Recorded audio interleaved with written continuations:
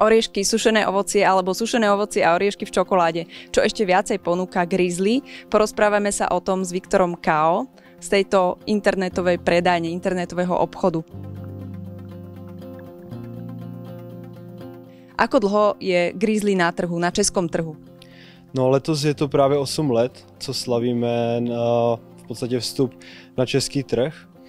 A zároveň to budou teď nějaké 2 roky, co působíme na Slovensku a půl rok, co působíme v Polsku. V letošním roce se ještě navíc chystáme spustit maďarskou v podstatě mutaci obchodu. Máte aj pevné predajne alebo len internetový obchod?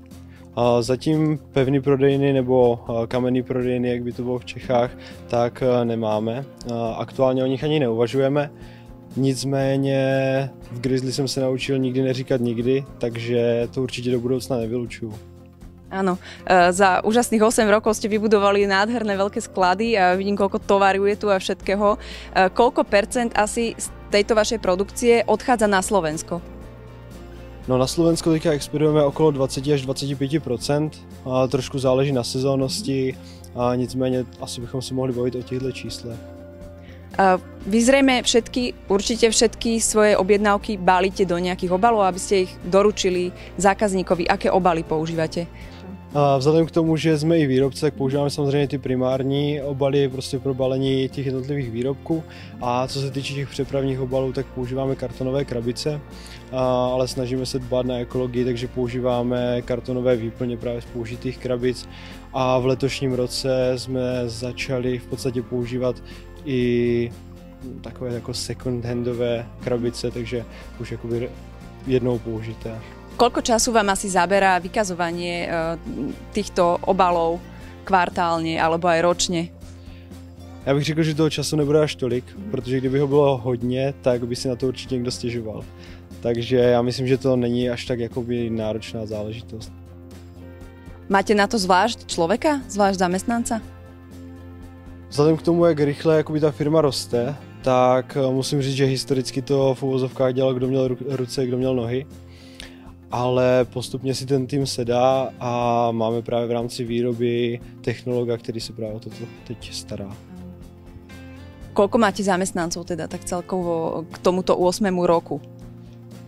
Je to okolo 160 zaměstnanců s tím, že nějakých 40 tvoří admin a zbytek je výroba a provoz. Sledujete aj legislatívu na Slovensku z odpadového hospodárstva? Viete ju nejako porovnať s tou českou? Sú si podobné? Já myslím, že ta legislativa je velice podobná. V podstatě jediný rozdíl, který tam vnímám, tak je, pokud se teda nemýlím, tak je zálohování PET lahví. Nicméně v rámci toho našeho obchodování se nás to úplně nedotýká v tuhle chvíli, takže ty rozdíly jako v provozu a v praxi až tolik jako nevnímáme. Ste klientom spoločnosti Naturpak. Vidíte nejaké medzery, nejaké možnosti na vylepšenie tejto našej spolupráce? Já věřím, že ta spolupráce, která probíhá, tak je pro obě strany přínosná, že není potřeba tam nějakým způsobem do toho moc zasahovat, takže já to hodnotím určitě kladně. Máte dostatok informácií z našej strany o tej slovenskej legislatíve? Myslím, že máte pěkně zpracované stránky, aspoň co jsem se díval, vzhledem k tomu, že to není úplně moje denní náplň práce, tak samozřejmě se k tomu dostanu občasněji. Nicméně nebylo potřeba z naší strany nikdy něco jakoby těžko dohledávat a tak dále, takže si myslím, že všechno v pořádku. Ďakujeme. Na vašej webovej stránke som videla aj možnosť zakliknúť si eko-obal, čiže bez plastov. Čo všetko to obnáša, keď si objednám nejaký tovar a zakliknem si, že chcem tento eko-obal?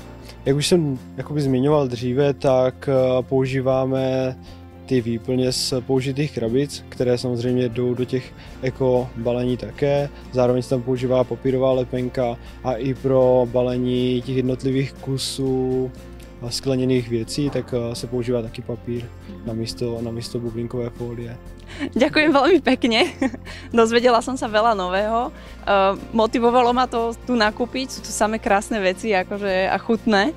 Takže držíme veľmi palce, aby sa vám darilo, aby ste išli rovnakým tempom raketovým aj do budúcna, aby ste rozširovali svoje prevádzky aj na Slovensku a v iných krajinách. A ďakujem veľmi pekne za prehliadku. My taky děkujeme i za vaši návštěvu, která byla příjemná a budeme se těšit na další spolupráci.